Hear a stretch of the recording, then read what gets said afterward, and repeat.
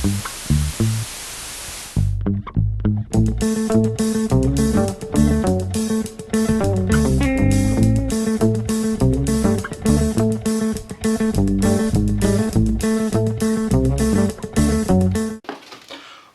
bienvenue à toutes et à tous sur Cocotte TV. Aujourd'hui on va passer un petit peu de temps avec des câbles un petit peu spécifiques qui proviennent de chez Cable Mode avec un Premium Cable Kit. Alors, on va avoir des gains qui vont être gainés brin par brin, qui vont correspondre à une alimentation. Vous allez voir tout ça dans la présentation. À la suite de cette présentation rapide des câbles en eux-mêmes, on va vous proposer le montage d'une machine justement avec ces câbles et comment réaliser un bon montage au passage. C'est tout de suite. C'est maintenant, c'est sur Cocotte TV. Comme nous le disions, on commence avec une petite présentation des câbles en eux-mêmes. Alors, on va trouver dans cette boîte un kit complet qui va correspondre à une certaine alimentation. Pour le moment, les câbles Premium Kit sont compatibles avec les alimentations EVGA, Corsair, XFX et Seasonic, donc ça marche avec notre modèle par exemple qui provient de chez Silverstone mais qui utilise exactement la même base qu'un modèle de chez Seasonic. Ensuite vous allez choisir en fait votre modèle d'alimentation sur le site de Cable Mode, votre puissance, et vous allez avoir exactement les mêmes câbles qu'avec votre alimentation modulaire, mais avec des câbles qui sont gainés brin par brin et donc dans différentes couleurs. Alors par exemple nous avons reçu un kit noir et bleu, mais il y a du rouge, du orange, du vert, des couleurs mixées, du blanc, bref, plein de possibilités. Alors, comment ça se présente? Comme on vous le disait, on a exactement les mêmes câbles que sur les câbles d'origine, ça veut dire que tous les connecteurs vont se brancher très facilement. Si on prend le câble 24 broches ATX par exemple, on le prend, on l'installe à l'endroit du connecteur 24 broches ATX, on le met en place et le tour est joué, il est déjà installé. Après vous le reliez à votre carte mère et c'est donc très rapide et ultra simple, et le tout marche exactement de la même façon pour tous les autres câbles. Après, au niveau de la finition, clairement on est sur quelque chose de très propre. On va faire un petit focus sur la prise. Alors on le voit, c'est une gaine qui va jusqu'au fond de la prise. On n'a pas de gaine thermo pour maintenir la gaine en nylon sur le câble en cuivre. C'est donc très propre et super bien fait, que ce soit pour les SATA ou alors pour les prises Molex. On le voit, aucun souci de finition. La gaine est très bonne, c'est très souple, c'est facile à manier et c'est plutôt très bien fait. On peut même vous prendre par exemple le câble PCI Express, on le voit, c'est tout aussi bien fait. Alors, comme on vous le disait, le branchement sur l'alimentation est des plus simples. Si on prend un PCI Express, on le met dans sa prise dédiée, et vous voyez, on a branché les PCI Express. On peut brancher du périphérique SATA. Vous voyez, tout est assez simple. Alors, maintenant, on va vous montrer comment exploiter tout ça dans une tour. Avant de nous lancer, on fait le tour de ce que nous avons préparé pour cet atelier. On a bien sûr une carte graphique, un boîtier, un Inwin 904, donc qui est équipé d'une carte mère Intel en Z87. On a un système de refroidissement complet par Be Quiet, des ventilateurs également de chez Be Quiet et deux SSD Plextor. On trouve également une alimentation passive. Vous le voyez, on est déjà sur des brins qui sont entièrement gainés. Donc ça provient de l'univers du modding et vous verrez, c'est ce qui nous permettra d'avoir un très beau résultat à la fin du montage. Il faudra également s'équiper de colliers, une bonne dose de colliers, ce qui permettra de faire tous les regroupements à l'arrière du plateau de la carte mère. Et enfin, nous avons les câbles SATA pour pouvoir installer nos SSD. Première opération, installer l'alimentation avec tous les câbles modulaires dont vous avez besoin pour le montage. Il suffit juste de compter les prises nécessaires sur la carte mère, les SSD, la carte graphique, éventuellement peut-être quelques prises Molex si vous avez un Rhéobus ou quoi que ce soit d'autre. Il faut juste compter pour avoir le bon nombre. Ensuite, on relie tout à l'alimentation, on met l'alimentation en place et vous allez le voir, la première chose que nous avons fait est de faire ressortir tous les câbles à l'arrière du boîtier dans le passage unique qu'on trouve dans le bas, qui permet de passer les câbles des prises additionnelles, donc les USB 3, les audios ou encore les USB 2.0, mais aussi nos câbles d'alimentation pour pouvoir alimenter la carte graphique, le CPU ou encore la carte mère. Une fois cette opération réalisée, il va falloir déterminer où passent les câbles. Alors pour ça, on a des trous et des passages spécifiques. Par exemple, on va remarquer assez facilement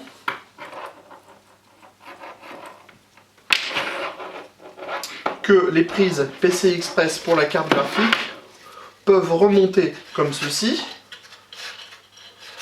et ressortir à cet endroit pour alimenter la carte. Donc on peut laisser notre câble comme ceci.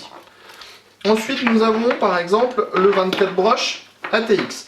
Un câble qui est plutôt épais, qui prend beaucoup de place et qui lui va ressortir ici. Mais on le voit, le passage est assez fin. Mais comme nos câbles sont gainés brin par brin, ça ne posera pas de problème. Le câble va pouvoir passer par ici, mais il faudra démonter la carte mère pour pouvoir passer le câble à l'avance. D'où la non-fixation totale de la carte mère. Donc on peut estimer que le câble passera par ici. Ensuite, nous allons avoir le câble 8 pins CPU à destination du processeur. Nous avons un passage dans le haut. On peut donc estimer que le passage se fera par ici.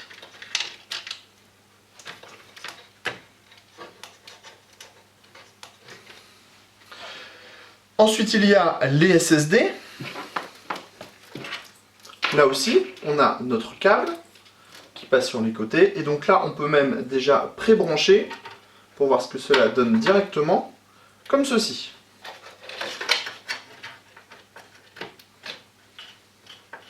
Vous voyez, ça donne déjà un aperçu du passage que vont prendre les différents câbles. Ensuite, il y a tous les câbles des prises additionnelles. Alors, le HD audio va ressortir par ici. Nous allons faire sortir un USB 3 par en haut. On va le bloquer par en haut ici. Nous avons ensuite tous les câbles du Power On, Reset et toutes ces choses-là qui va passer dans le bas, dans le passage dédié ici. On le passe, donc, tout simplement. Et ensuite, nous avons un deuxième USB 3.0 que nous allons transformer en USB 2 et que nous ferons également passer par en bas pour le relier aux ports qui sont vers ici. Donc, nous avons fait une première organisation. Il restera à déterminer les chemins pour les prises fan, mais ça, nous allons y revenir un peu plus tard. Maintenant que les passages sont décidés, nous allons retourner le boîtier, démonter la carte mère,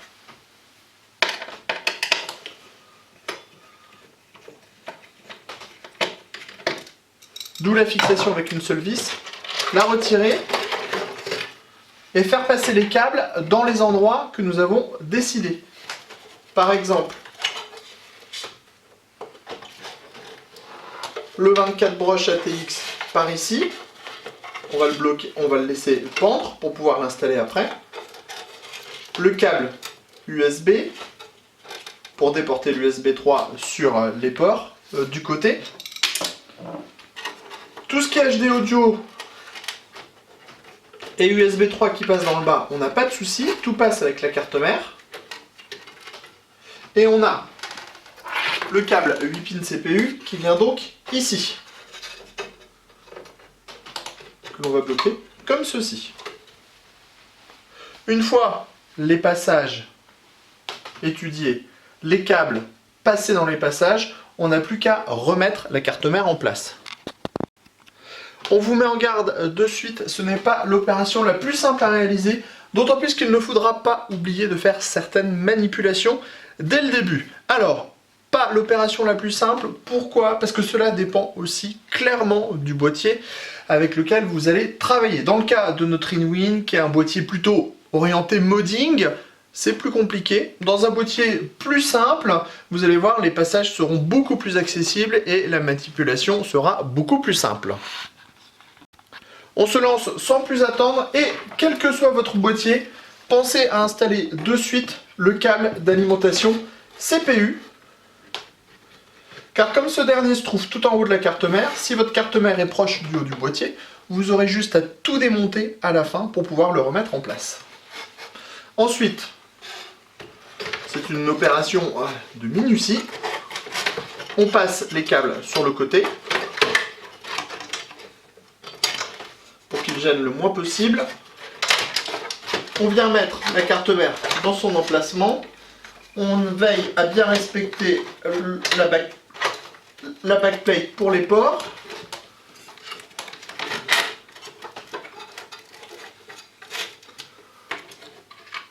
Une fois la carte en place, on peut normalement la relâcher. On prend une vis et on fait une préfixation de cette dernière.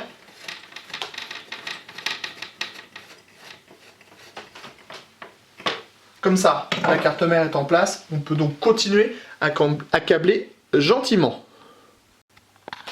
Pour les besoins de notre vidéo, nous avons remis toutes les vis au niveau de la carte mère. Nous allons donc commencer à câbler. Vous remarquez aussi qu'on a retiré les slots à l'arrière du boîtier pour pouvoir installer la carte graphique, mais aussi relier cette dernière avec les prises PCI Express que nous avons amenées ici. Alors, le 8 pin CPU est installé à l'arrière du boîtier, donc ça, il n'y a pas de souci. Il y a donc le 24 broches ATX à installer.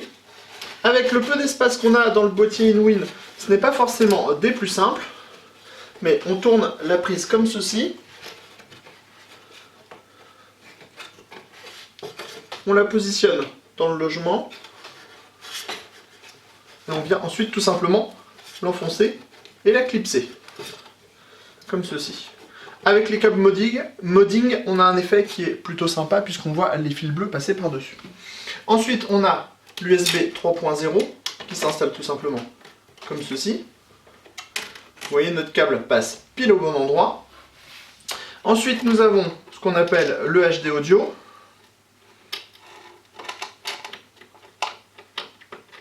S'installe comme ceci. Donc vous voyez, le câble se voit vraiment très peu. Et ensuite, à l'arrière, on va organiser. Ce qui fait que on voit bien qu'ici, on n'a rien qui viendra contrarier le flux d'air dans le boîtier, ce qui permettra d'améliorer les performances de refroidissement. Ensuite, nous avons la carte graphique. On l'installe dans le slot PCI Express. On pousse pour la fixer. On la fixe à l'aide des vis.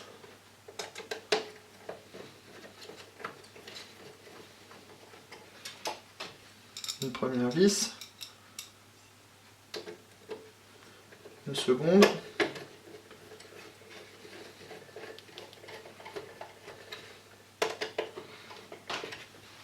Et on vient juste passer les deux câbles dans la carte.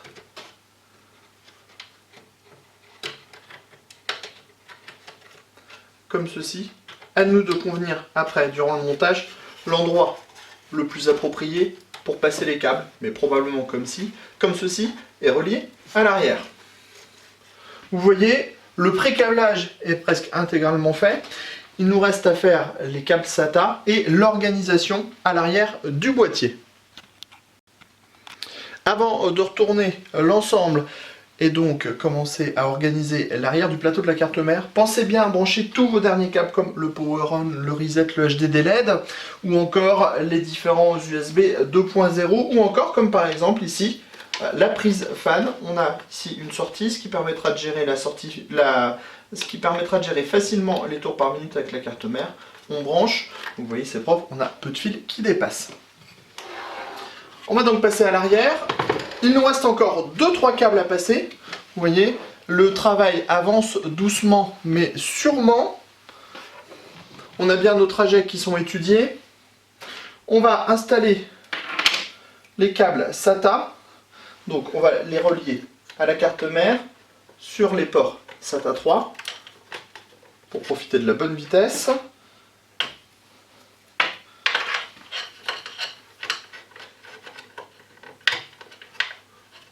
Comme ceci. Et il faudra ensuite déterminer le meilleur passage pour ces câbles. C'est à partir de maintenant que nous allons passer en mode collier et dispositif pour pouvoir regrouper les câbles. Alors directement avec le InWin 904, on trouve en fait ce dispositif là qui est avec un autocollant double face à l'arrière et vous voyez une sorte de coulotte pour pouvoir mettre des câbles à l'intérieur. Alors, on va procéder à un premier regroupement ici dans le bas. On voit rien de gêne. On regarde si le dispositif peut accueillir tous les câbles sans forcer. On voit que c'est pas un souci. On voit que positionner ici c'est plutôt pas mal. Alors, les câbles sont enfermés.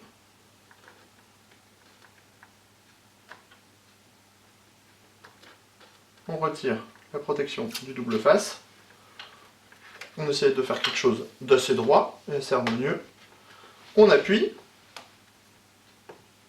c'est fixé et on a déjà toute cette partie-là en fait qui est câblée. Pratique, facile, rapide, esthétique. Maintenant on va fixer le grand câble 24 broches ATX. Alors on a envie d'avoir quelque chose plutôt d'assez droit, qui ressemble à ce brin là. Alors pareil, on reprend notre dispositif, on l'ouvre, on le passe à l'intérieur. On vérifie bien que ça ferme sans souci. Et donc on va le tirer.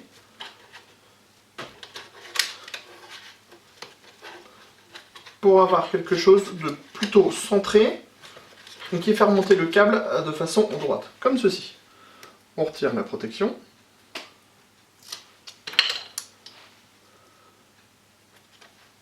Et on appuie. On a donc deux chemins qui sont tracés. Après, l'idée va être un peu de renforcer certains passages, comme celui-ci, pour pouvoir greffer d'autres câbles autour. Alors, on reprend notre dispositif. On va renforcer au centre, tout simplement, vous voyez, comme ceci. On retire.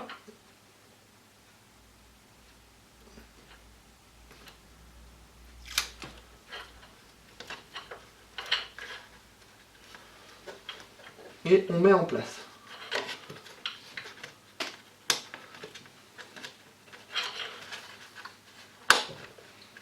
Et vous allez voir, à partir de là, on va pouvoir faire plein de nouvelles choses. Grâce au collier. Alors on va pouvoir par exemple fixer l'USB le long du câble ATX 24 broches. On prend un collier, on le met en place, on serre doucement, mais pas trop. Alors ça va souvent vous arriver, tout va vouloir se rouvrir à chaque coup. On serre doucement, mais pas trop. Et vous voyez, on vient de fixer l'USB 3.0 qui ressort pile au bon endroit. Ah, on peut en profiter pour fixer, par exemple, quelques câbles dans le bas. On englobe le 24 broches ATX, le petit dispositif pour le Power On, le Reset. On prend un collier, on tire légèrement pour regrouper les câbles. On coupe. Et voilà, on a donc, vous voyez, deux belles lignes qui commencent à se dessiner à l'intérieur du boîtier. On passe au cas du PCI Express ici même. Alors, on va utiliser exactement la même technique. On va passer les câbles SATA en dessous pour ne pas être gêné. On passe le tout par-dessus la carte graphique pour arriver au plus près du plateau de la carte mère. Donc vous le voyez, on a directement le trajet qui se dessine tout seul. Donc on utilise encore et toujours la même solution du collier. Alors, vous avez deux solutions. Soit vous pouvez remplacer le collier que vous avez déjà monté au fur et à mesure, c'est plutôt une technique efficace, soit vous pouvez rajouter différents colliers. Ainsi, ça vous permettrait, dans certains cas, de pouvoir jouer sur les couleurs. Avoir par exemple des serflex qui sont bleus, ce qui changerait un petit peu. Alors, dans notre cas, on va couper l'ancien collier. C'est pour ça que je vous disais tout à l'heure qu'il faut s'armer d'un grand nombre de colliers. Vous voyez, le résultat est propre. On a vraiment cette veine centrale qui regroupe une bonne partie des câbles. La partie SATA maintenant, donc plusieurs possibilités au niveau de la partie SATA. On pourrait, par exemple, partir comme ceci, brancher un premier SSD ici et faire le chemin inverse avec l'autre. Vous voyez, on a largement assez de câbles pour pouvoir le faire. Ou on peut aussi faire passer les deux câbles directement ici, vous voyez, puisqu'on a des dispositifs ici avec des trous, on peut donc passer des colliers. On peut donc faire directement passer les câbles comme ceci et les intégrer dans la goulotte. C'est d'ailleurs ce que nous allons faire. Donc on s'arme encore une fois d'un collier.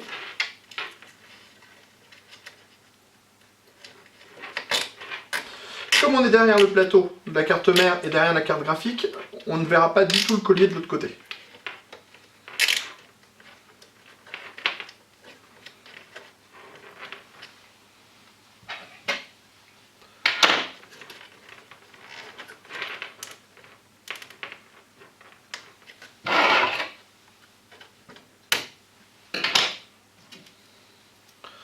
On va procéder de la même façon en bas.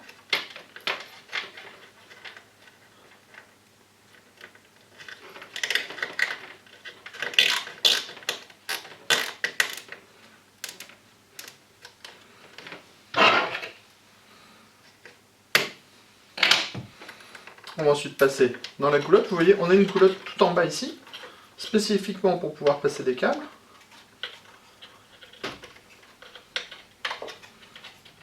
On plug le câble SATA, le second câble,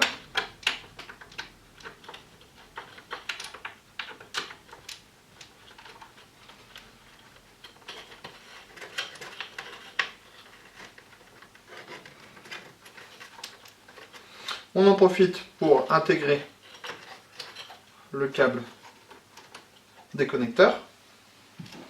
Ensuite, on regroupe. C'est un des secrets du câble management, c'est de regrouper les câbles.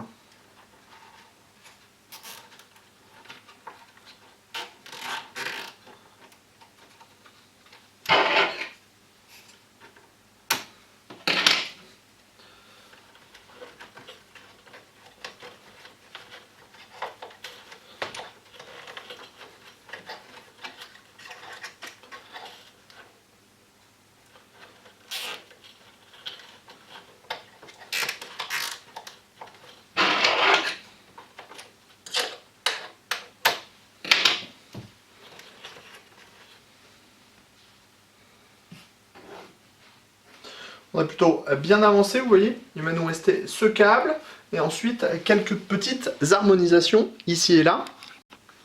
Et d'ailleurs, on va en terminer sans plus attendre.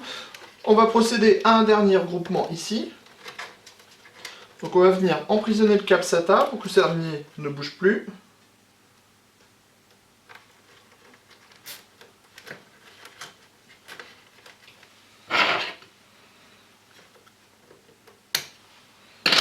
Et on a donc le câble USB, le dernier. Alors on va pas le mettre dans le dispositif ici, parce que si on le mettait dans le dispositif, on aurait du mal à fermer le dispositif. Alors deux solutions, soit on utilise un autre dispositif, qu'on installe juste en face, pour avoir un résultat plutôt sympa. On prend notre câble,